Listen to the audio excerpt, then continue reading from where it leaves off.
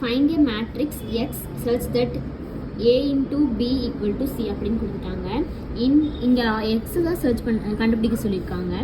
இப்போ நம்ம என்ன பண்ணலாம்னா மல்டிப்ளையிங் ஏ இன்வெர்ஸை கண்டுபிடிச்சோம்னா தான் ஏக்கு முன்னாடி என்ன இருக்குன்னா ஏ இன்வெர்ஸ் இருக்கும், பிக்கு முன்னாடியும் பி இன்வெர்ஸ் இருக்கும். ஆனால் நம்ம வந்துட்டு இங்கே ஏக்கு வந்துட்டு ப்ரீ ஏ இன்வெர்ஸ் கண்டுபிடிச்சிட்டு பிக்கு வந்துட்டு போஸ்ட் பி இன்வெர்ஸ் கண்டுபிடிக்கிறோம். அப்போ என்ன பண்ண போகிறோம்னா இப்போ நம்ம எழுதிக்கலாம் multiplying A inverse on pre and B inverse on post multiple on side அப்படின்னு சொல்லி எழுதிக்கலாம்.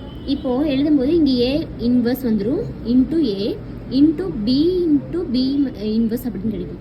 ஈக்குவல் டு சி தான் இங்கே இருக்குது, சி சென்டரில் போட்டுக்கலாம். இதுவும் இந்த ஏ இன்வெர்ஸ் இன்ட்டு ஏ வந்துட்டு நமக்கு ஐ கிடைக்கும். அதே மாதிரி பி இன்வெர்ஸ் வந்துட்டு நமக்கு ஐ கிடைக்கும். ஸோ அதனால் அதை எழுத இந்த எக்ஸ் வந்துட்டு இது இந்த ஃபார்ம் படி தான் எழுதணும். இதை இதை வச்சு தான் நம்ம சப்ஸ்டியூட் பண்ணணும். So to find A inverse and B inverse, A இன்வெர்ஸோட ஃபார்முலா வந்துட்டு 1 by mod determinant of A into adjoint A.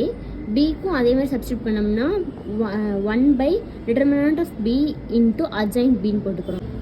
ஏ இன்வெர்ஸோட ஃபார்முலா என்னென்னா ஏ inverse equal to 1 by determinant of A into adjoint A. அது நம்ம ஏவோட வேல்யூ நமக்கு already கொஷினில் கொடுத்துருக்காங்க, அதை எழுதிக்கலாம். இப்போது டிட்டர்மினன்ட் ஆஃப் ஏ எப்படி கண்டுபிடிக்கணும்னா இது இன்ட்டு பண்ணால் நமக்கு 0 கிடைக்கும், இது இன்ட்டு பண்ணோம்னா நமக்கு +2 கிடைக்கும். அது வந்துட்டு not equal to 0. So A inverse is exist அப்படின்னு சொல்லி எழுதிக்கலாம். இப்போ அட்ஜாயிண்ட் ஏ கண்டுபிடிக்கிறதுக்கு நம்ம என்ன பண்ணணும்னா அந்த கொஷினில் இருக்கிறதவே இதையும் இன்டர்சேஞ்ச் பண்ணி எழுதிட்டு இது சைனை மட்டும் சேஞ்ச் பண்ணி எழுதணும். எழுதி முடிச்சதுக்கப்புறம் அட்ஜாயிண்ட் ஏவும் நம்ம கண்டுபிடிச்சாச்சு. இப்போ ஃபார்முலா கூட சப்ஸ்டியூட் பண்ணணும். ஏ இன்வெர்ஸ் ஈக்குவல் டு 1 அப்படியே போட்டுக்கணும். டிட்டர்மினன்ட் ஆஃப் ஏக்கு வந்துட்டு நம்ம கண்டுபிடிச்சிட்டோம் 2ன்னு அது கீழே போட்டுக்கணும். அட்ஜாயிண்ட் ஏ நமக்கு கண்டுபிடிச்சிட்டோம் இது போட்டாச்சு. அதே மாதிரி பிக்கும் நம்ம ஃபைண்ட் பண்ணணும். B inverse equal to 1 by determinant of B into adjoint B அப்படி சொல்லி நம்ம கண்டுபிடிச்சிட்டோம். அதுக்கப்புறம் பியோட மேட்ரிக்ஸ் என்னன்னு சொல்லி கொஷினில் கொடுத்துருக்காங்க, அது போட்டாச்சு. டிட்டர்மினன்ட் ஆஃப் பி கண்டுபிடிக்கிறதுக்கு வந்துட்டு இது இன்ட்டு பண்ணோம்னா நமக்கு 3 கிடைக்கும், இது இன்ட்டு பண்ணோம்னா நமக்கு +2 கிடைக்கும். 3 + 2 = 5. இது வந்து not equal to 0. So B inverse is exist அப்படின்னு சொல்லியிருக்கோம். அட்ஜாயிண்ட் பி கண்டுபிடிக்கிறதுக்கும் நான் அட்ஜாயிண்ட் ஏல சொன்ன மாதிரி தான் இதையும் இன்டர்சேஞ்ச் பண்ணிவிட்டு இன்டர்சேஞ்ச் பண்ணிவிட்டு இது சைனை மட்டும் சேஞ்ச் பண்ணிடணும், அவ்வளோதான். அப்போ பி இன்வெர்ஸோட ஃபார்முலா கூட போட்டு சப்ஸ்டியூட் பண்ணுங்கள். 1 அப்படியே போட்டுக்கணும். டிட்டர்மினன்ட் ஆஃப் பி வந்துட்டு நமக்கு 5 அப்படியே போட்டுக்கணும். அட்ஜாயிண்ட் பி வந்துட்டு நமக்கு கண்டுபிடிச்சிட்டோம், அது போட்டாச்சு. அதுக்கப்புறம் நம்ம அங்கே மேலே கண்டுபிடிச்சிருக்கிற மாதிரியே கீழே சப்ஸ்டியூட் பண்ணுறதுக்காக அந்த ஃபார்ம் படியே எழுதினோம். X equal to A inverse C into B inverse அப்படின்னு சொல்லி எழுதிச்சு.